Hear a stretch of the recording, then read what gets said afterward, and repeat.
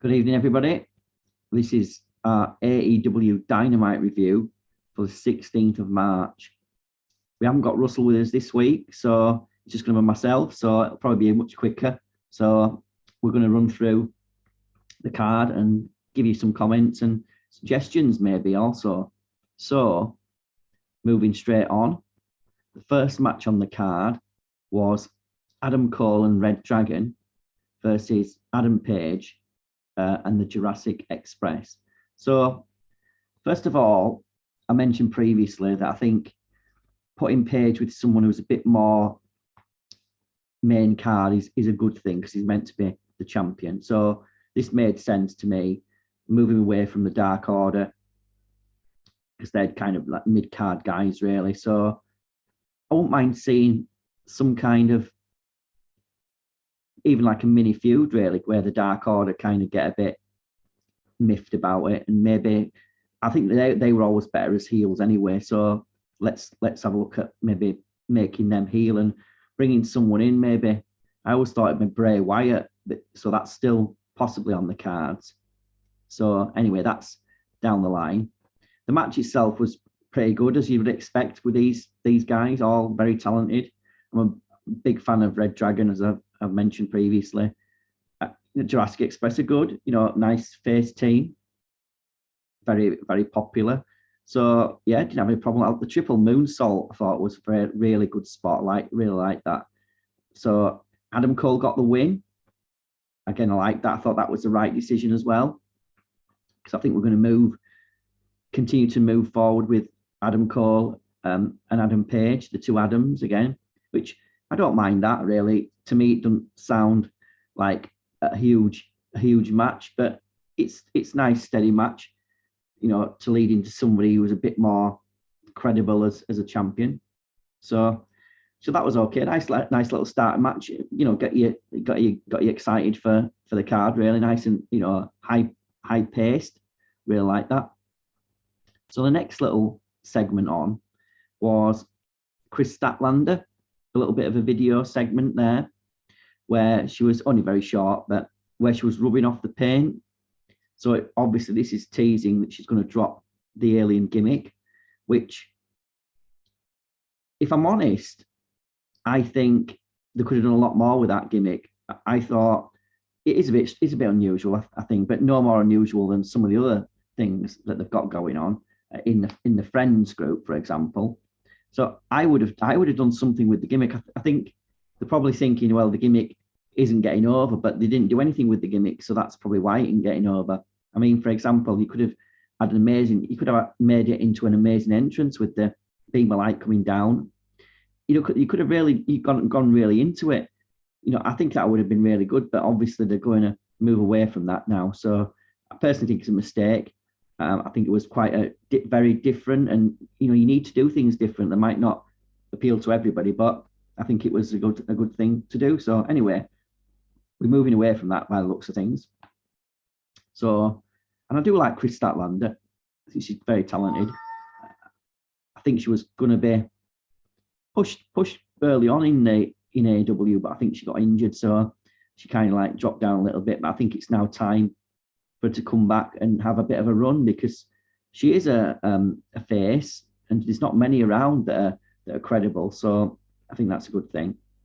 So the next up was a match: Bryan Danielson and Moxley versus the Friends, Yuta and Chuck Taylor. So yeah, again, like this, Danielson and Moxley.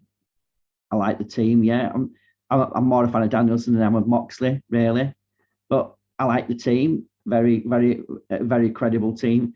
The only thing I'm thinking though is that these are two very big stars, and I don't know if I'd want to lock them into a team. But why not? It's something a bit different, and obviously, if they can't go for the title right now, it keeps them, in focus, I suppose.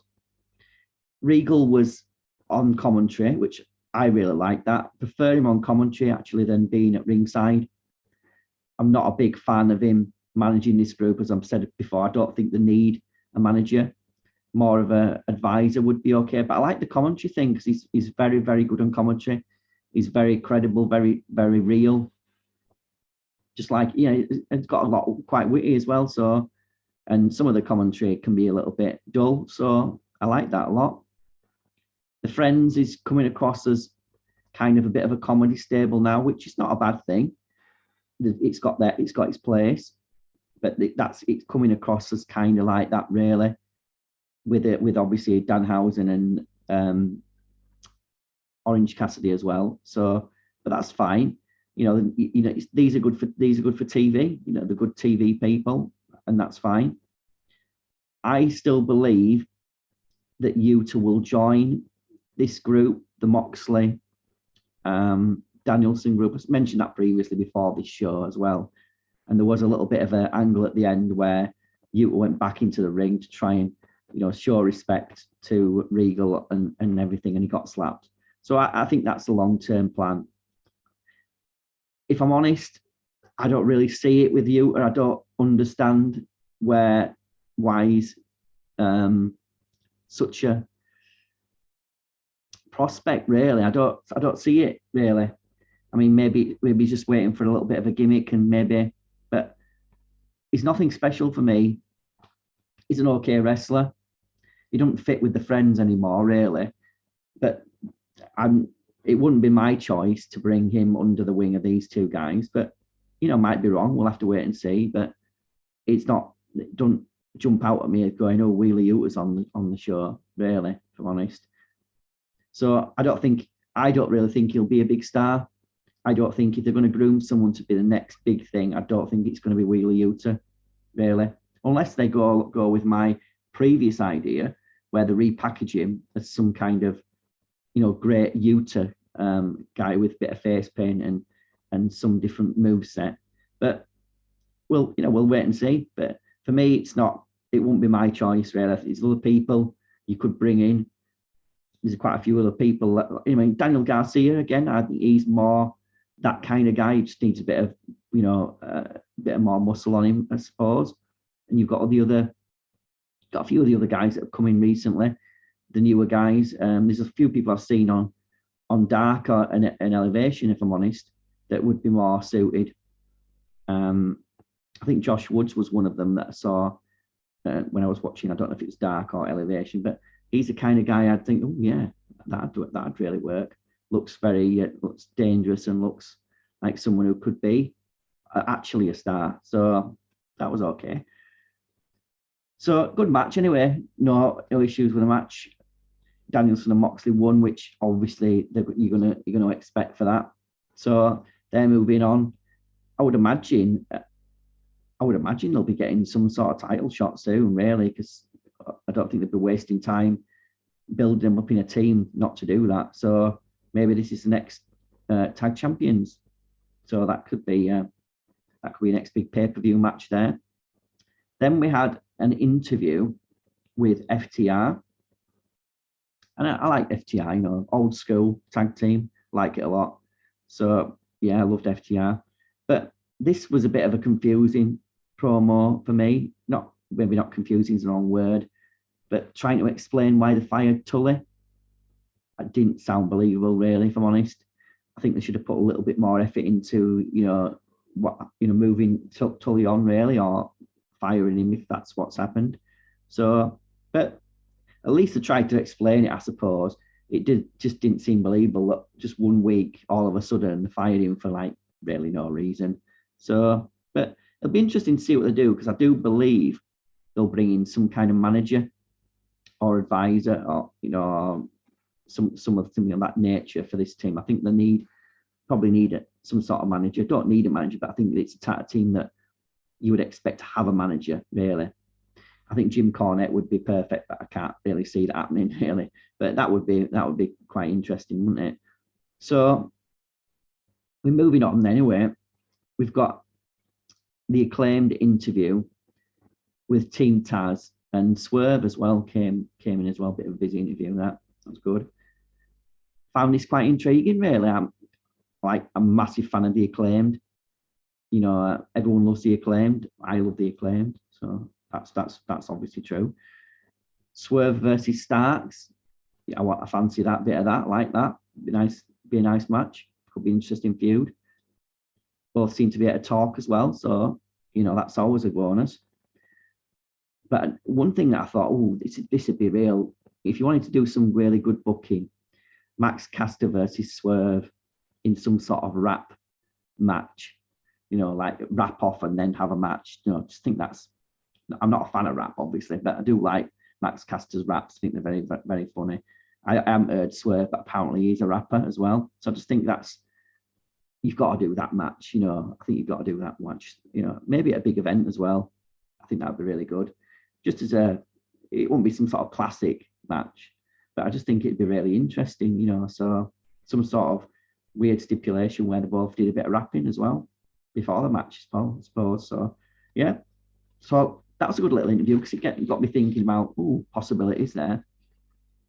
So moving on now to Chris Jericho, the Jericho Appreciation Society in-ring interview. Jericho, he's a really, really good heel. It makes such a difference because he was all right as a face, but as a heel, it really suits him to be a heel. He's got that really arrogant look about him, which just makes a really good heel. So this is where he needs to be, I think. The squarehead guy, I don't know what his name is, but he's really funny. I like him actually a lot. The other guy's a bit of a throwaway guy. Don't really know. He don't really do that much. But the squarehead man, it's just really funny. I don't know why it is. Just like way he talks and way his mannerisms just really make me laugh. So, I like that. That's good. I don't know. I'm not sure about dropping the name 2.0 and calling them. I can't even remember what the names were, if I'm honest. It was some sort of somebody Maynard or something. I don't know. I can't remember. But I don't even remember the names. But we'll see what happens. But, I think I'd go with a team name again, whether you like 2.0 or not. I don't think these are big enough stars to have like individual names really. But again, if they're mentored by Jericho, you never know. Let's see what happens. The sports entertainer thing that he said, that's real heat. That it's almost like saying, I'm your WWE guy. I mean, that's definitely getting heat in AEW. So I really like that. And Jericho, out of everyone in wrestling, probably in the last few decades, I don't know if there's a more creative guy in wrestling than Jericho. So when he does retire, which probably won't be that long, I'd imagine, I'd certainly be interested in getting Jericho involved in creative because this guy has a very good creative mind, really. Doesn't always nail it, but pretty often he does. And, these things, he knows what he's doing. So, I love the demo god thing. That was just really well done. Sports entertainer's good as well. Everything is just he seems to be able to reinvent himself. So get him behind the scenes and help him to reinvent some of these other people who don't have any gimmicks or anything interesting going on, like for example, Wheeler Yuta and Daniel Garcia really as well. Give them a little bit of something. Some people who don't have much going on really. Get Jericho involved with that, I would. So that was that one. Again, I like this. I don't know where it's going to go, but I liked it. Jake Hager seems a little bit out of place, but I don't mind Jake Hager either. We'll see what happens anyway. So the next little segment was Serena Deeb interview package. And as I said before, really, really like Serena Deeb. Would be one of the top women in the promotion for me, really. Just got it all. The ability, the gimmick. She can talk. She looks legit. Just think she's got it all. And there's not many people, especially in women, especially in AEW, that you can say that about. You might be able to. Like Britt Baker, maybe Thunder Rosa, Deeb, Ty Conti for me, maybe. But there's not many people who you can say have got the whole package really. So let's I don't mind seeing her hold a title. She'd look really good with a title. So let's see what happens there. Maybe obviously we've got the main event to come, but maybe Serena Deeb could be the next person to go after the proper title, the women's title. So that would be very exciting, wouldn't it? So yeah, just love that gimmick. So whoever's been doing, whether it might be her herself, she might be. It seems in AEW where you look after yourself. So if you've got no creative ability, then you're gonna flounder. So maybe she's got some creative talent as well. So let's utilize that and help some people who don't have. So that was really good. Then we had the main. Oh no, it wasn't the main event. This actually, it was. No, this could have been a main event, really. I suppose if there was a different champion. Wardlow versus Scorpio Sky, who was unfortunately the champion. I'm not a fan of Sky. This is another one of the guys where he doesn't have the package, really. He doesn't even have like an envelope, really, for me. Not a big fan. So I just find him very uninteresting. I mean, with his new manager, the American Top Team, it makes him a little bit more relevant, but it's not really. I don't think there's any hope really for this guy. He needs a major overhaul in his gimmick and his attitude, really. But I liked manager Dan wearing one of the belts. That made me laugh. That was really good. I like that. He's wearing one of the belts, even though there surely shouldn't be two belts because technically one of them was an interim title. But let's park that one for a minute. Paige Van Zandt. Oh my God, this lady is just amazing. She's not even wrestled yet, and she's already one of my favorite. Might even be my favorite wrestler in women's wrestling in AEW already. Just so charismatic, so talented. Just everything about us just screams money, really. So hope they don't drop the ball, really, because she's going to be absolute dynamite, literally. Like the show. So huge fan. Sky came down with a new theme, which was very fitting with Scorpio Sky because it was very annoying, kind of boring, really. So it fits really well with his character and his personality. So I kind of expected Wardlow to lose, unfortunately, because I didn't really think they'd give him the title right now.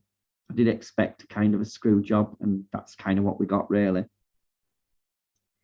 The only thing to say about this positive thing, I suppose, is that Wardlow didn't really need the title. He don't really need it. He's over anyway.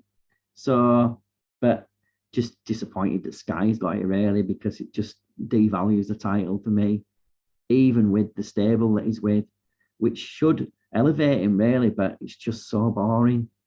So boring. I mean, why don't you just use that as a gimmick? Scorpio, interesting Sky, make him into like a super boring guy. It might be interesting then if he actually played on the fact that he is really, really boring. So I don't know, but that's just an idea. But what's got now? And on the other thing that I thought was strange was, where's Ethan Page, the most charismatic man of the team, who's really got all the talent? I mean, he's got like 99% of the talent, and Scorpio's got one. So I wondered where he was. Really, hope he's not gone. So because he's the only good thing about this team. So yeah, kind of what I expected. Really like Wardlow. There was interference and stuff on all that, but yeah, I expected Wardlow to lose. I wouldn't have minded him winning, but we need to move the title off Sky though. It's just not interesting, is it? Really, this is why this wasn't the main event, because you can't put Scorpio Sky in the main event, otherwise no one's going to watch your show either. So there we go. That's that. Then we moved on to Jade Cargill interview. keeps. I mean, I always say the same thing about Jade. I mean, I love the look. The talent could be better, but I'm sure she'll get there. I just like that bitch show comment. I just like that. I think that's a t-shirt if it's not already won. That bitch show, I like it. So yeah, I don't mind Jade. She's interesting at least. Other than that, unlike the previous person we've been talking about. So moving on, the match next, Private Party versus the debut of the Hardy brothers. Yeah, this is kind of what I expected as the first match, and didn't really disappoint. High flying guys, very similar in style, very, very good. Jeff Hardy, though, still extremely charismatic. Might be one of the most charismatic people still around, really. And he's getting on a little bit now, but still very, very charismatic. So there's lots of dream matches can come off of this, really. This was what you'd expect, really. Good little match. Obviously, the Hardy's got the win. That's good news. So lots of good dream matches here for the Hardys, really. So I think this is really exciting stuff. The only thing is, really, I suppose, that the tag team division is just so stacked that you'd like to put up the titles on a lot of these teams, but there's just too many. Obviously you've got Moxley and Danielson, chugging up the ranks. You'd expect them really to have the titles at some stage. The Hardys as well, the Bucks really as well. You'd think that they won't be far off the titles. And then I like Red Dragon. and then obviously we've got FTR as well. They really could do with a secondary tag title. I know they've talked about the trios titles, which, don't mind that idea really. But maybe even a secondary title or something, or some kind of tag tournament even, where you get a cup or a trophy, I don't know. But there's just so much going on, which is good. But I don't know how you're going to keep all these people happy. Maybe quite a few of them will go over to Ring of Honor. Well, that might be your answer. So that's probably a good idea. So we move on now to the actual main event, Thunder Rosa versus Britt Baker, DMD. Cage match. I liked the Mexican band at the beginning. Thought that was really nice. I really like that. Was really cool. I like stuff like that. Just kind of makes things look a little bit special. And obviously, it was Thunder Rosa's hometown, I think, or home state or something. So that was really nice. I like that. I like when you do things like that. Makes it a bit different. And they've got a new belt as well, which is better than the toy belt they had, which originally they had like a toy belt, which looked literally probably silly, actually. This one doesn't look, it looks a bit clunky, if I'm honest. It wouldn't be my design, but it's better than the toy belt. At least it looks like a proper size belt, not for children. So that's a kind of improvement, really. I think the other thing I'd say about this match as well is they didn't really explain the rules again before the match, which I prefer them to do that, really. So you know what you're getting, really. They did actually explain it in the match, where they said, when, was it an escape the cage match and all that? So they did explain that, but I prefer these things to be explained before the match, really, so you knew kind of what you were getting, really. Very good match. This was a much better match than the pay-per-view, actually, which I kind of found a bit of a letdown, really. This was a very good match. A good little finisher match as well for the feud, really, because I've enjoyed this feud, really, but I think it's run its course, really, now, and the right person won today, or actually on the 16th it was. Thunder Rosa won. Thunder Rosa's really good. No issues with Thunder Rosa, really. I'm not sure if she's a megastar, but she's very, very talented. Her voice is a bit screechy for me, but can't have everything. So the chair spot that they did, I thought that should have been the finish, really. It's kind of thing that they seem to do a bit where they kind of keep doing loads of false finishes. Sometimes, if you hit something really devastating, you kind of should finish with that. But other than that, I didn't have any issues. I thought it was a very good match, really. Kind of very brutal, very much like their other match a little bit, really. A thing that I thought was a bit strange, and this wasn't explained again, was there was no one at ringside for Britt Baker. I understand it's in a cage, but why weren't they outside the cage passing stuff into her? That wasn't really explained, I don't think.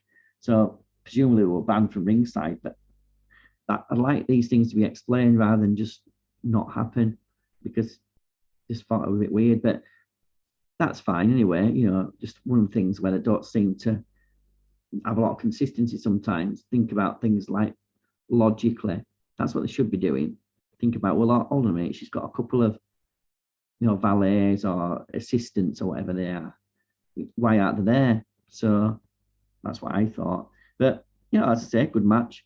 Good to see Thunder Rosa winning the title as well. So there we go. So that's the card. That a bit of a quick one today, because obviously we haven't got Russell with us to give him his opinion, but hopefully back next time. But overall, yeah, it was. It wasn't anything super interesting, really.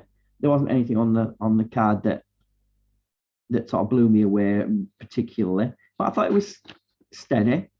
There was a few interviews that I liked. I didn't like Scorpio Sky, as I say. I'm not a fan at all, really. It was an okay match. It was a good episode of Dynamite. It wasn't one of the best for me. As I said, there wasn't anything that really stood out massively, but you can't have it every week, I suppose. And we are coming off a pay-per-view not long ago as well, so we are sort of building new things. But so yeah, it was good. There's a few things that obviously I would do differently, but there always is. But overall, as I say, this review is not a criticism of AEW, because obviously I'm a very big AEW fan, but I'm just trying to give something constructive to point them in the right direction, really, because we all want them to succeed, and we need obviously AEW in wrestling. Otherwise, all we've got is the sports entertainment stuff, which obviously no one likes because it's absolute crap. So yeah, there we go. So that's my review for the 16th of March. So I'm going to sign off now, and we'll be back probably in a few days, all being well, after the next exciting episode of Dynamite. So I'll sign off now then, and see you next time. If you like the video, give us a subscribe, give us a like if you like. That little thumbs up button, go for that.